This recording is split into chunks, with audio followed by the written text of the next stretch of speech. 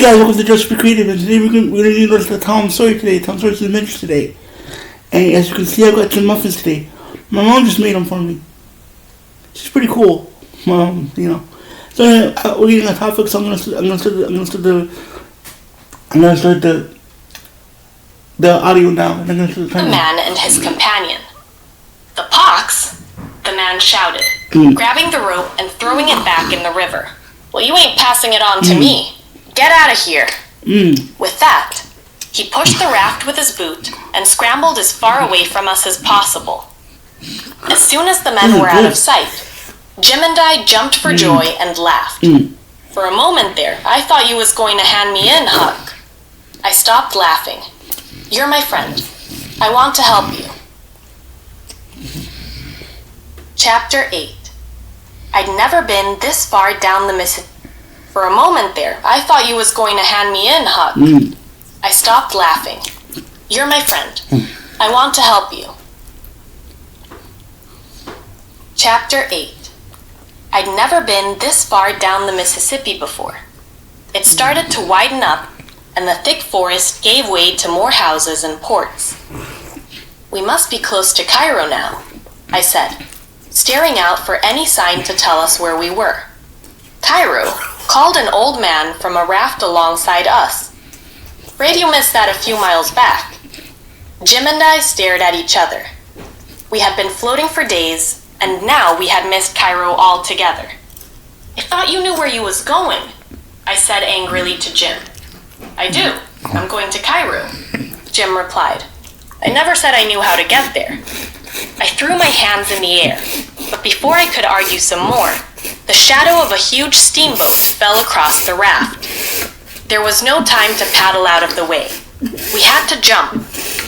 Coughing and spluttering, I pulled my way onto the muddy bank.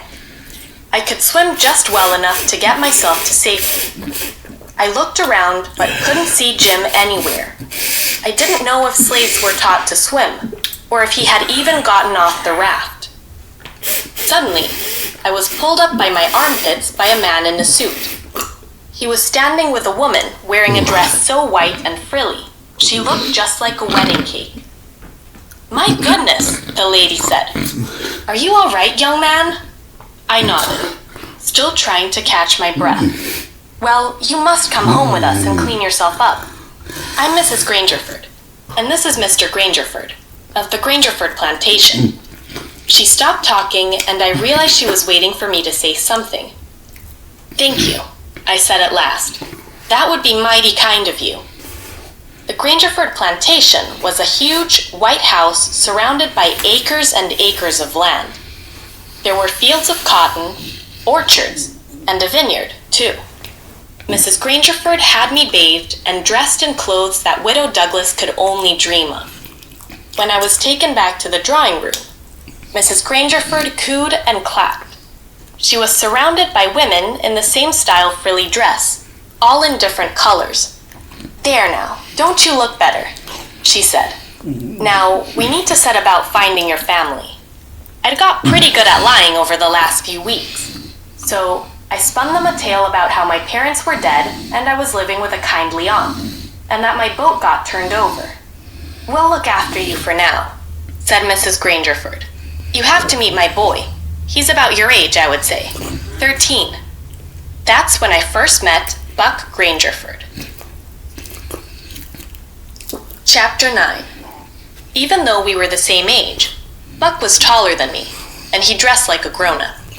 He had lots of brothers and sisters, so when I turned up, he couldn't wait to have a bit of fun. I was quiet around him.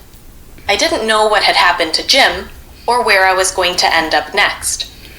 Buck just thought I was shy. A few days after I arrived with the Grangerfords, he brought out one of his old rifles. It was the best gun I had ever seen. "You can have it if you like," said Buck, leading me out to his treehouse. "I've got a shooting range set up in the garden. We can have a contest. We can pretend we're shooting Shepherdsons." Part of me wanted to take the gun and run away again, but another part of me wanted to play, just like I played with Tom back in St. Petersburg. "What are Shepherdsons?" I asked. Buck laughed. Not what? Who? They own the plantation next to ours, and we hate them. Anytime they come onto our property, we're allowed to shoot them. It's a feud. I nodded, not really understanding what a feud was, but reckoning it must be pretty serious if they were allowed to kill each other. We can look out for runaway slaves, too, said Buck. I froze in my tracks at these words. What do you mean? I asked. I heard there's a runaway slave in the woods, camping out, Buck said, starting to climb the ladder of his treehouse. Some of our slaves have been feeding him, but Pa said he's going to put a stop to that. It was Jim. It had to be. I was so happy he was alive that I couldn't hide my grin. So when is your Pa going to look for him? I asked, trying to sound uninterested. Tomorrow morning, replied Buck.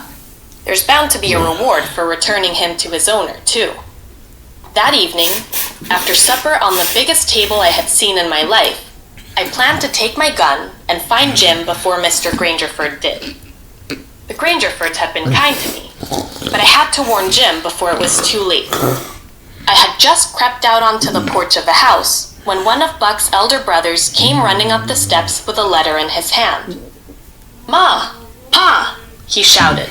Soon the porch was filled with Grangerfords. Sophia has run off with Henry Shepherdson. Chapter 10. The whole Grangerford house suddenly filled with screams. Mrs. Grangerford fainted. Sophia, one of her daughters, had run off to marry one of the sons of the Grangerfords' worst enemies.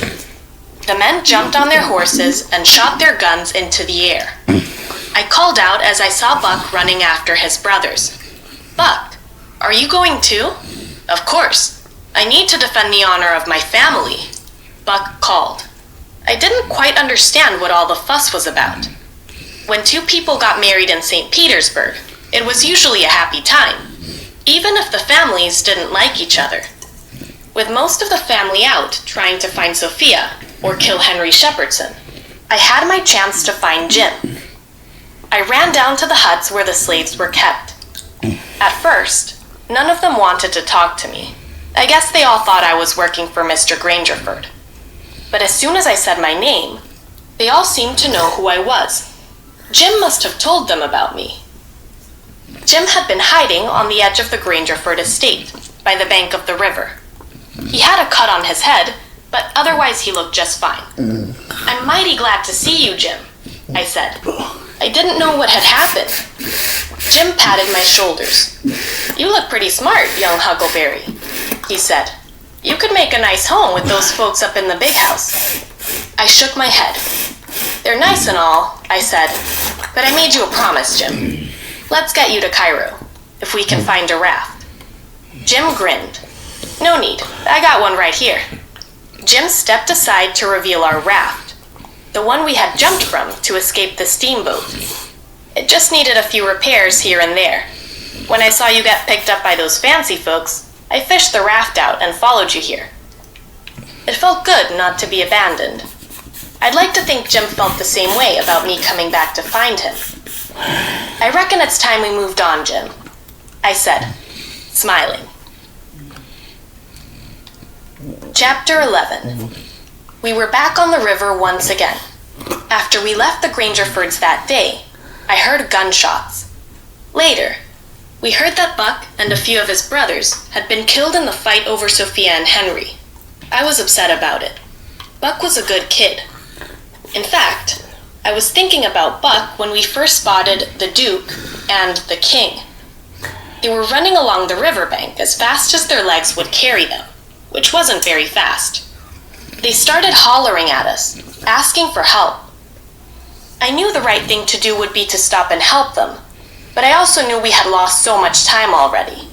It's up to you, Huck, shrugged Jim. I reckon we help, I said, thinking how Buck had been kind to me, even though I'd only just met him. The two men scrambled aboard with their carpet bags, and we pushed away onto the river. Thank you, said the taller man. He had a thick black mustache, gray hair, and wore a top hat on his head, though it was clear he wasn't that rich. Yes, most obliged, I'm sure, said the other man. who was shorter and rounder. He was clean-shaven and wore a bowler hat. He clung to his bag like he thought it was about to be stolen. If we'd have been caught, that would have been prison for us. My name is the King, and that is the Duke, said the taller man. You royalty? Asked Jim, unconvinced.